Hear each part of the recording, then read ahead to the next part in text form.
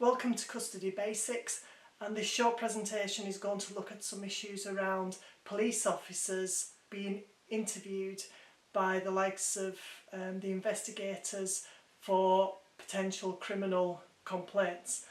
And it's specifically looking at the issues of mental vulnerability and the use of appropriate adults for those police officers. Now, if a police officer is being interviewed under caution, then the Police and Criminal Evidence Act applies, and that's whether that police officer is being arrested or being invited for a voluntary interview. Now, as part of the pre-risk assessment as well for a voluntary interview, the interviewer is still required to conduct and write a pre-interview risk assessment, specifically taking into consideration vulnerability. Now that can be found, the source for that is the 2024 guidance from the National Police Chiefs Council in relation to voluntary attendance interviews. Now, with the police officer, the voluntary interview, they still have the rights and the protection of an appropriate adult. Now, the Police and Criminal Evidence Act, section 1.4 of Code C, gives the definition in relation to vulnerable adults. And so with the vulnerable adult, it's any reason to suspect that they're vulnerable.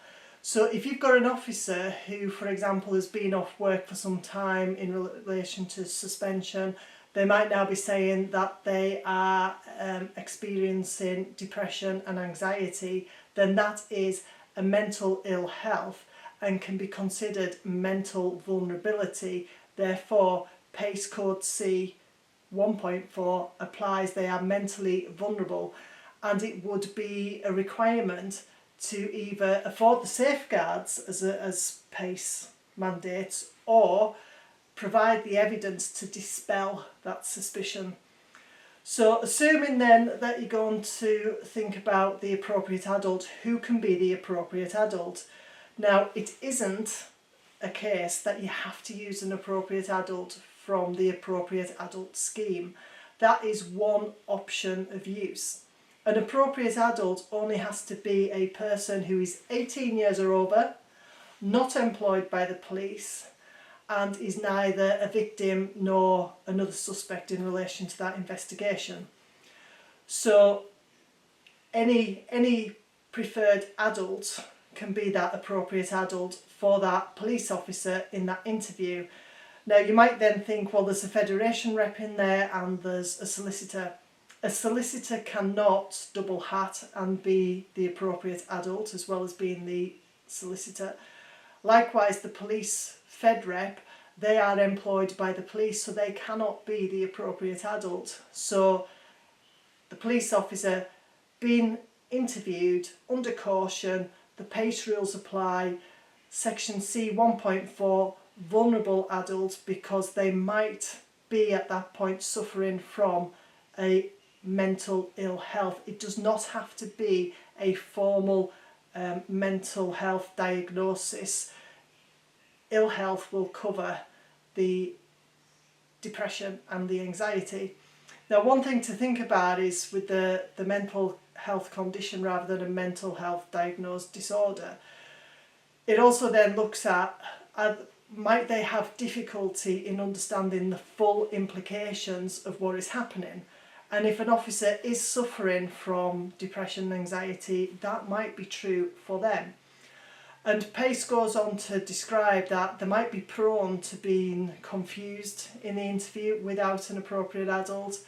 They might give incriminating evidence against themselves because they don't realise the totality of what they're saying. They might accept or act on suggestions which the investigators put to them, or they might be readily agreeing with theories that are put to them. When we're looking at the appropriate adult's role, it is not just to sit there in the interview room and observe and be quiet. The role of the appropriate adult is a proactive role to safeguard the person the subject. Now, the 2024 voluntary attendance guidance from the MPCC, they actually state in there that the appropriate adult is expected to intervene in interviews if they consider questioning is unfair for any reason. So that's an interesting sentence to focus on there. The appropriate adult is expected to intervene in interviews if they consider the questioning is unfair for any reason. So there can be challenges back and forth, and this isn't a black and white area, but that appropriate adult is there to safeguard the rights and entitlements of the subject, not to be compliant with the investigators' process.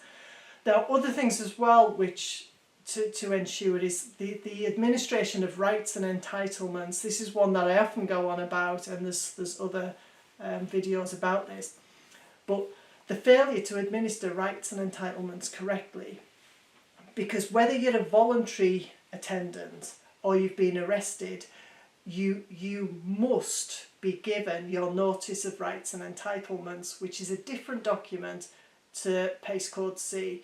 So you must be given this notice of rights and entitlements, and then you must be allowed a reasonable time to read that notice as well. Now, if you've got an appropriate adult, they also need the time to be able to read that, and the subject and the appropriate adult are entitled to consult together in private at any time as well.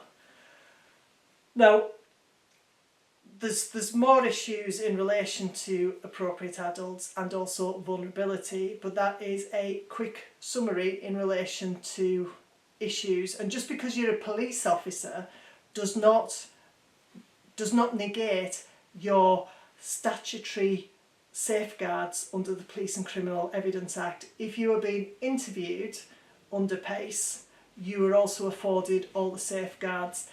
If you are experiencing depression, anxiety, PTSD, you are therefore able to claim vulnerability under C1.4 and then have the safeguards, which includes the appropriate adult.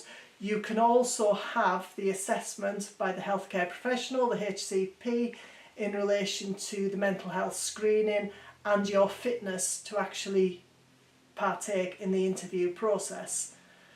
My name's Joanne Caffrey. You can contact me directly for additional explanation. Thank you.